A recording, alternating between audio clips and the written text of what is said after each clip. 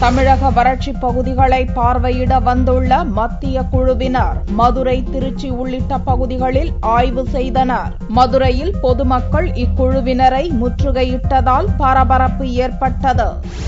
தமிழகத்தில் வறட்சி பகுதிகளை ஆய்வு செய்ய வந்த மத்திய நிபுணர் குழுவினர் பிரவேஷ் சர்மா, திராஸ் காக்கடியா, பாலசுப்ரமணியன், ஸ்ரீதர், கண்ணா உள்ளிட்டோர் செவ்வாயன்று காலை மதுரை வந்தனர். அண்ணா நகர் மேம்பாலத்தின் மேல் நின்று வைகை ஆற்றினை பார்வையிட்டனர். தொடர்ந்து வடக்கு வட்டம் காளிகாப்பன் பகுதியில் உள்ள அரசு பள்ளியில் நடந்த அம்மா திட்டத்தை பார்வையிட்ட நிபுணர் குழு அங்கு வந்திருந்த பொதுமக்களிடம் கோரிக்கை மனுக்கள் குறித்தும் அதிகாரிகளின் நடவடிக்கையையும் கேட்டறிந்தனர். இதையடுத்து இக்குழுவினர் புறப்பட்டுச் சென்ற வழியில் மதுரை உயர்நீதிமன்ற கிளை அருகே ஒத்தக்கடை மற்றும் கருப்பாயூரணி பகுதியில் குடிநீர் கேட்டு சாலையில் காலி குடங்களுடன் வந்தவர்கள் நிபுணர் குழுவை முற்றுகையிட்டனர்.